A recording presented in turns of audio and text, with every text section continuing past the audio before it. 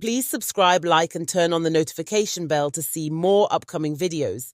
Thanks for watching and for your support.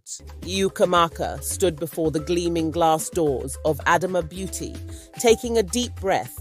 The building was even more impressive in person, its modern design softened by intricate carvings and lush greenery that seemed to echo a mysterious ancient allure.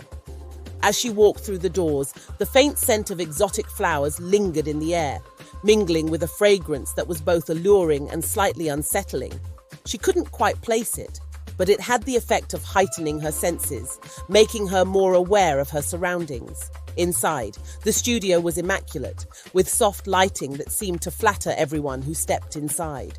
The walls were decorated with images of beautiful models from around the world, each exuding an air of confidence and elegance. Ukamaka was struck by how flawless they all looked, each face seemingly timeless. In every photo, one thing was consistent, a certain shimmer in the eyes that drew you in, making it hard to look away. Her first encounter with Adama was nothing short of captivating. Adama was seated behind a polished dark wood desk, her face as striking as any model's, though there was a depth in her eyes that spoke of wisdom far beyond her years. Her skin was flawless, glowing with a subtle sheen that seemed to come from within, and her hair fell in perfect waves around her shoulders. Yet there was something in her gaze, a cold, almost calculating gleam that left Ukamaka feeling both in awe and slightly apprehensive. "Welcome, Ukamaka," Adama said in a voice that was smooth, almost hypnotic. Her eyes assessed Ukamaka with an intensity that made her feel exposed, as though Adama could see right into her soul. "It's an honor, Ms. Adama," Ukamaka managed, trying to keep her voice steady. She was proud of her skills, but in Adama's presence, she felt small, like a candle next to a roaring flame. Adama smiled, a small, unreadable expression that didn't quite reach her eyes. "I've heard much about your talent," she said. "Here we strive for more than beauty. We seek to redefine it." Ukamaka nodded, intrigued. "That's what drew me here. I want to learn from the best." Adama's eyes lingered on Ukamaka for a moment longer before she gestured toward the sleek, minimalist workstation set aside for her. "I have high expectations for you," she said. "Not everyone is suitable to work here, but I think you'll do well if you listen.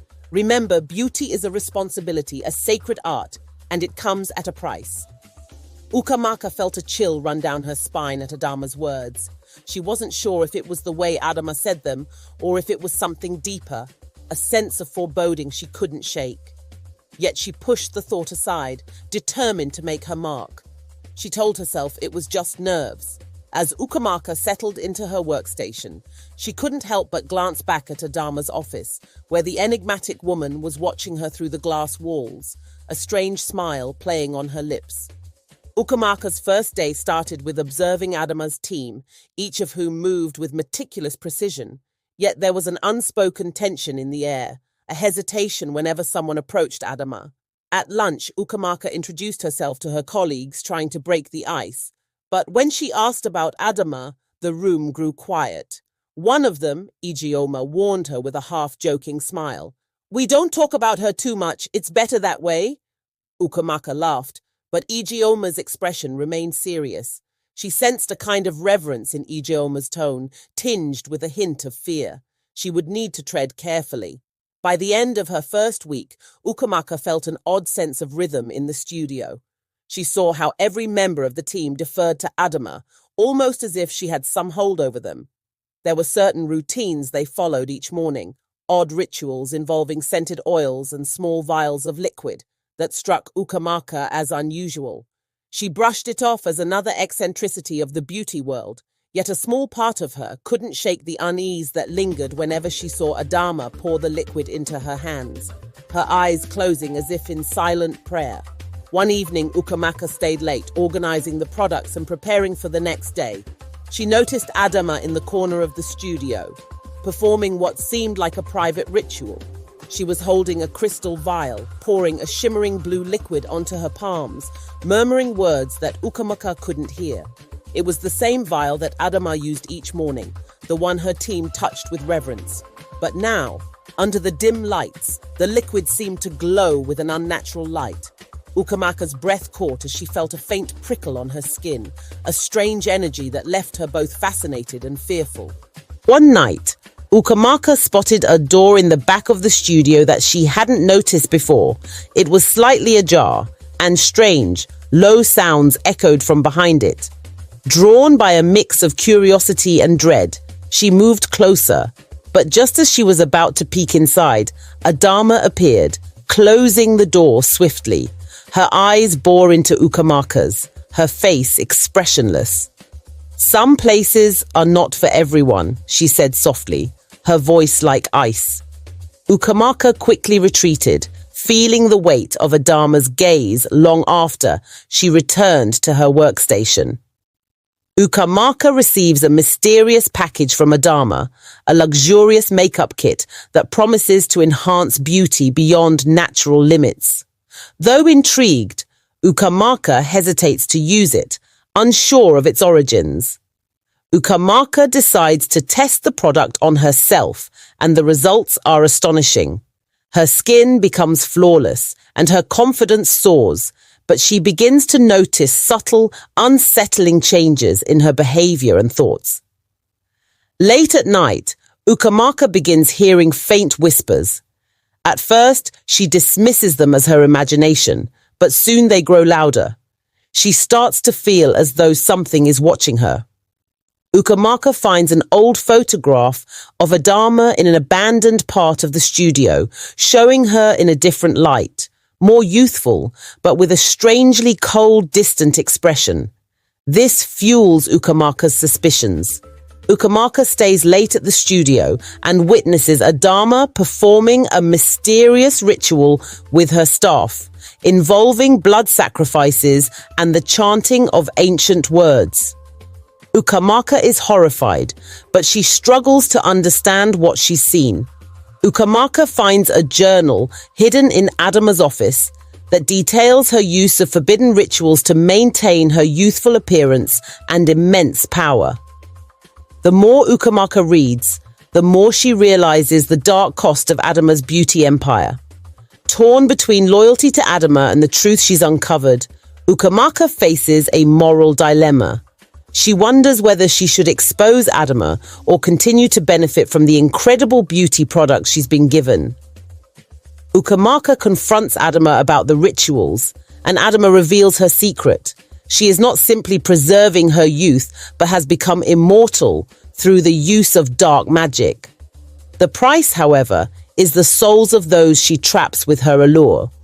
Ukamaka learns that one of Adama's longtime employees has disappeared, and she begins to suspect that the woman's disappearance was not voluntary. The more she investigates, the more she uncovers a pattern of missing people who were once part of Adama's inner circle. Ukamaka realizes that the beauty products she's been using are tied to the deaths of those around her. The temptation of eternal beauty becomes more seductive. But Ukamaka must decide whether she will risk everything to stop Adama. Determined to expose the truth, Ukamaka secretly begins gathering evidence, but she finds herself increasingly drawn to Adama's charisma. The studio staff begins to notice her shift in behavior, but she hides her true intentions. Ukamaka uncovers an ancient book hidden deep in the studio, detailing a ritual that can break Adama's immortality. However, the ritual requires a terrible sacrifice, one that Ukamaka is unwilling to make. Adama begins to sense that Ukamaka is questioning her loyalty. Suspicious, she starts keeping a closer eye on Ukamaka, pushing her to prove her commitment to the company's ideals. Ukamaka confides in Ijeoma, who reveals that she has known about Adama's dark powers for years but has been too afraid to act. Together, they begin to form a plan to take down the empire from within. As Ukamaka and Ijeoma prepare to confront Adama, Ukamaka is faced with an unexpected temptation. She is offered a vial of the same liquid that Adama uses to maintain her youth. The decision will alter the course of her future. Ukamaka confronts Adama directly, demanding answers. Adama, with her serene and composed demeanor, tells Ukamaka that she has nothing to fear and that her offer of eternal beauty is a gift, not a curse. Ijeoma, overwhelmed by her fear, betrays Ukamaka, leading to a series of confrontations. Ukamaka is forced to deal with the consequences of trusting the wrong person. Ukamaka forms an unlikely alliance with one of Adama's former victims, a woman who had once been part of the beauty empire and now seeks revenge against her. Together, they hatch a plan to destroy Adama's power. Ukamaka performs a small part of the forbidden ritual with the help of her ally, but it comes with a heavy cost. She begins to lose parts of her own soul in exchange for power. Adama grows aware of Ukamaka's betrayal and begins using her magic to manipulate the people around Ukamaka. The Empire's control tightens, and Ukamaka finds herself fighting both her inner demons and Adama's mind games. Ukamaka ventures into the heart of Adama's lair, a hidden part of the studio that holds the source of Adama's power. It is here that Ukamaka uncovers the true horror behind Adama's immortality. Ukamaka finally uncovers the full extent of Adama's dark pact. She has made a deal with an ancient evil to maintain her beauty and immortality, with devastating consequences for everyone she encounters. As Ukamaka's own powers grow stronger, so does the darkness inside her. She begins to feel the lure of the beauty that Adama offers, torn between saving herself and stopping Adama. Ukamaka's closest confidant betrays her, leading to a confrontation that forces Ukamaka to make a hard choice between loyalty and self-preservation. A major betrayal leads to the breaking of Adama's mystical hold over her empire, but in doing so, Ukamaka learns that she's unwittingly unleashed something far darker than Adama herself.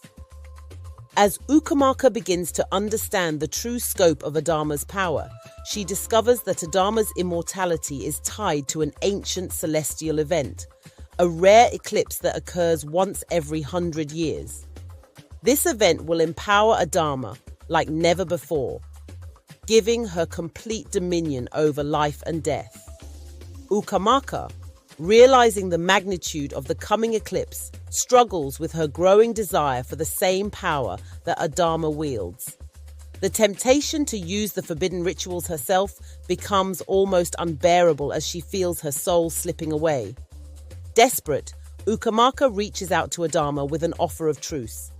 They form an uneasy alliance, both knowing that the eclipse is near and that whoever controls its power will reign supreme. Ukamaka, however, harbors secret plans to destroy Adama from within. As the eclipse draws near, Ukamaka starts experiencing visions of the horrors that Adama has committed in the past to maintain her immortality. These visions push Ukamaka to the edge of madness, but they also reveal crucial information about how to break Adama's power forever. Ukamaka's plan to destroy Adama begins to take shape. She finds an ancient relic that can sever Adama's connection to the dark forces she's made pacts with. But using it requires a sacrifice, one that Ukamaka may not be able to make. As Ukamaka grows closer to using the relic, she struggles with the growing darkness inside her. She starts to question whether the price of defeating Adama is worth losing herself in the process. Her inner turmoil threatens to derail her mission. The eclipse is only days away, and the energy surrounding Adama's lair becomes palpable. Ukamaka's inner conflict reaches its peak as she prepares for the final confrontation. The stakes are higher than ever, and she knows that once the eclipse begins, there will be no turning back.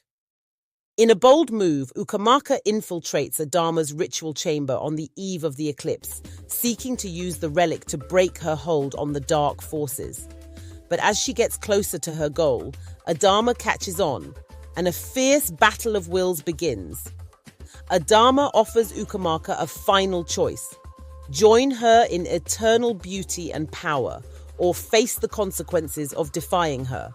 Ukamaka must decide whether to embrace the darkness or risk everything to save herself and the souls Adama has corrupted. Ukamaka's decision comes too late. Adama has already begun the ritual to harness the full power of the eclipse.